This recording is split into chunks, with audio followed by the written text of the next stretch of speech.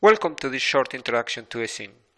eSSYN is the synthesis tool for embedded systems developed by University of Cantabria. eSSYN provides a major productivity leap on embedded system software development. In this video, we'll show a presentation of the tool and then a live demo of the synthesis of an embedded application using eSSYN. We find a wide variety of available embedded platforms in the market. From simple to complex, we can choose among a range of heterogeneous multi-core platforms. And of course, the implementation of our application will depend on the chosen target platform. We know there is a lot of effort associated with a platform change. This variety of platforms will impact the design process in two scenarios. First, on new designs, we need to decide which platform to use and how to use the resources it offers. Besides, for multi-core platforms, whether to use parallelization and how. Second, when we need to upgrade hardware for an existing platform, we want to reuse as much as possible the work already done on the software. Bottom line in both cases is that we want to be able to migrate a given application on several different platforms or configurations in an agile and seamless way. We can outline any embedded system application as a set of building blocks or software components. Those components have to be interconnected. We will compile our application into a number of executable binaries, and each of those binaries has to be mapped into one of the available cores in our platform. But when we do design space exploration, we need to check the different implementation options. What would be nice is to be able to rearrange our mapping, try it, and compare results without significant effort. For instance, we could map the third binary into the second GPP instead of the DSP. Or we could rearrange the binaries into only two executables and assign them to the two GPPs. With a traditional design flow, each iteration as presented above is very time-consuming, resulting either in an excessive development cost or, even worse, a suboptimal design decision due to budget restrictions. We have to keep in mind that each iteration implies a significant amount of engineering cost. At the end of the day, a heap of tedious low-value work. eSSYN will enable designers to perform this task automatically. How does eSSYN work? Designers will have to provide eSSYN with an UML-compliant model for the application. This model is made of software component descriptions, including their functional code and their connections. This model is platform independent, meaning it will remain unchanged even when the hardware platform changes. Besides, the tool needs another model for the hardware platform, describing the available processors, operating systems, and overall architecture. This model is application independent, meaning that the model for a specific platform, for instance an Exynos or an OMAP chip, is reused for any application and can be shared among users. Last, the designer specifies the assignment of software components to hardware resources, creating the platform-dependent model of the overall embedded system. As we will see through the coming demo, this is extremely easy to modify and experiment with. As a result, eSSYN will generate the set of executable binaries ready to be uploaded to the embedded platform. Okay, let's start looking at the demo. The setup that we'll use includes the popular Beagle board with one ARM Cortex-A8 GPU and one DSP. This is our hardware platform.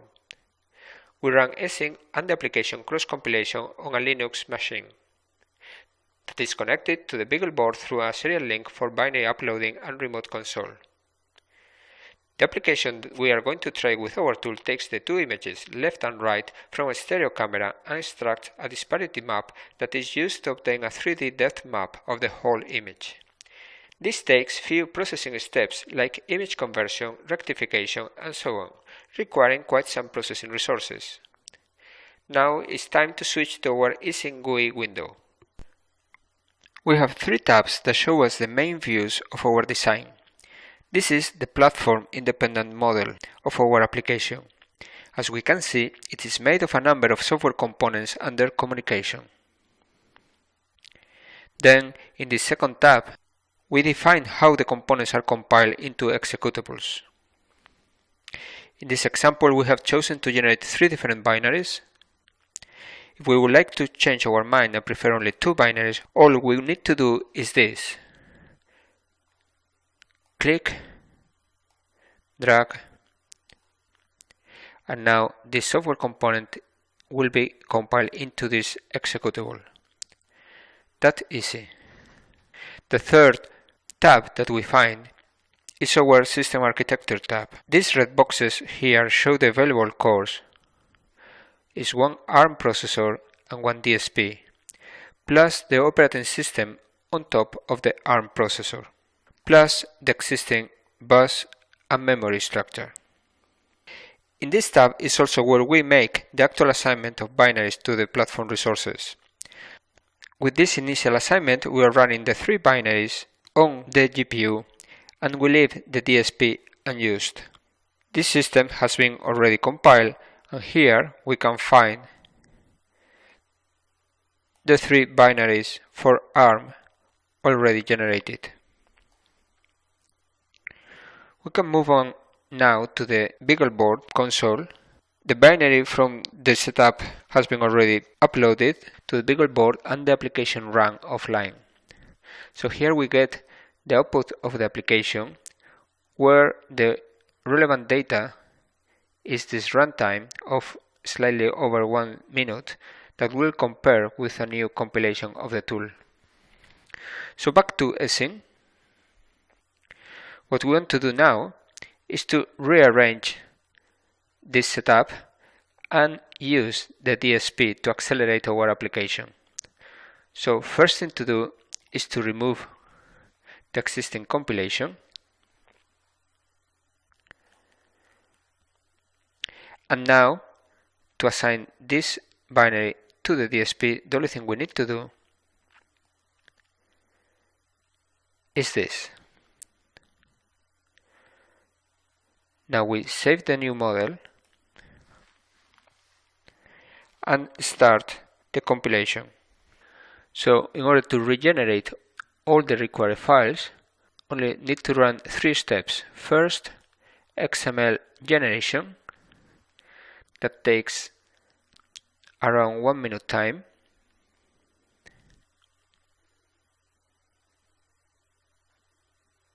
We will get our results here, output model generation, and the XML files. Second step, wrappers generation. This is very quick. Third step, makefile generation.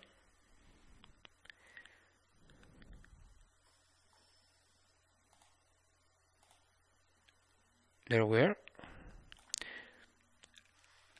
And last, actual compilation of our design.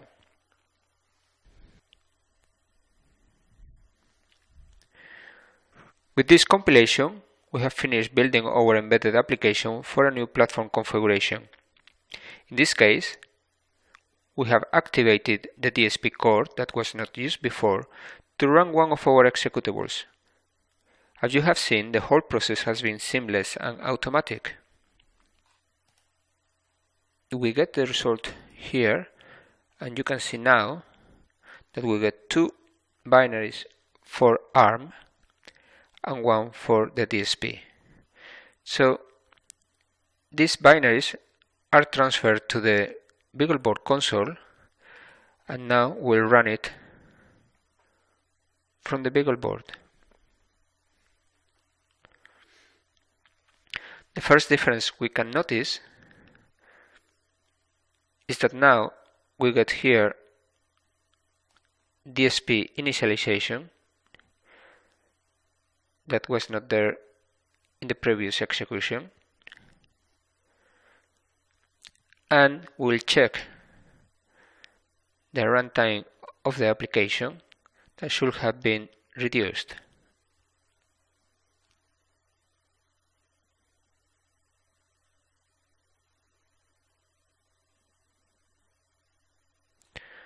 There we are. So now the runtime has been 45 seconds, almost 46, and before it was over 1 minute. Okay, let's go back to our presentation. So we have shown you how using eSSYN you can regenerate the mapping of an application in a matter of few minutes. eSSYN enables application software reuse through different platforms and mapping.